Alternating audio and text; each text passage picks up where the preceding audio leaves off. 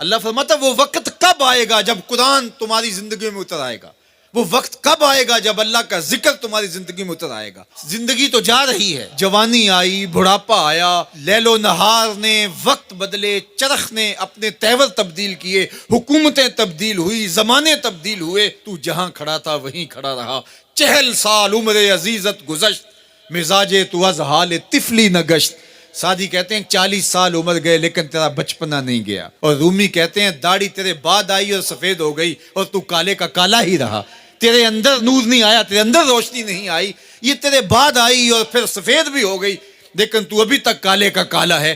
رب کہتا ہے وہ وقت کب آئے گا تمہارے سینے میں قرآن اترے، وہ وقت کب آئے گا ذکر سے تمہارے دل میں ارتعاش پیدا ہو، جب تم رب کا نام لو تمہاری آنکھیں آنسوں کا خراج دینے لگے۔ وہ وقت کب آئے گا جو ہی قرآن کھلے چھم چھم تمہاری آنکھیں برسنے لگے۔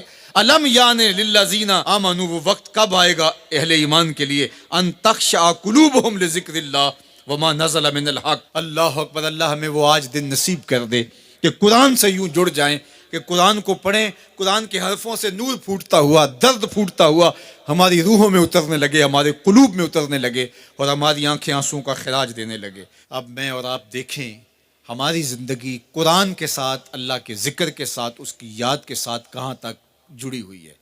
ہماری زندگی میں کہے کتنے ہیں، تفکرات کتنے ہیں، ہماری زندگی میں ٹھٹھے اور مذاق کتنے ہیں، اور عبرت حاصل کرنے کے مواقع ہماری زندگی کے اندر کتنے ہیں۔ پھر ارشاد فرمایا اعلموا، جان لو، انما الحیات الدنیا لعب و لہو و زینت و تفاخر بینکم، یہ دنیا ہے کیا جس کے پیچھے تم نے سب کچھ برباد کر دیا۔ سب سے قیمتی اثاثہ تو دل تھا، اس دل کو بھی دنیا کے لیے وار دیا۔ یہ دل تو رب نے اپنے لیے بنایا تھا، اے دل حجرہ رب سچے دا، یہ اس سچے رب کا حجرہ تھا۔ قلوب المومن عرش اللہ، مومن کا دل تو اللہ کا عرش تھا، لیکن اس عرش پہ بھی غیروں کو بٹھا لیا تو نے۔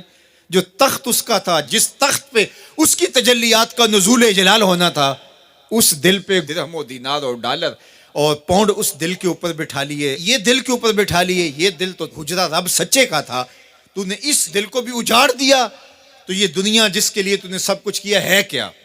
اعلموا، جانو، انما الحیات الدنیا لعب و لہو و زینت و تفاخر بینکم، یہ دنیا کھیل کود ہے، آرائش ہے، اور ایک دوسرے کے اوپر تفاخر کرنا ہے۔ وتکاثر فی الاموال والاولاد، فخر جتلانا، میرے بیٹے اتنے ہیں، ماشاءاللہ بڑے بڑے افسر لگے ہوئے ہیں، میرے پاس دولت اتنی ہے، میرے اتنے بنگلے ہیں، اتنا بینک بیلنس ہے، اتنے مربے، اتنی جائیدادیں ہیں۔ انسان ساری زندگی یہی کرتا رہتا ہے۔ وما الحیات الدنیا الا متاع الغرور، اور جو دنیا کا ساز و سامان ہے سوائے دھوکے کے سامان کے اور کچھ نہیں ہے۔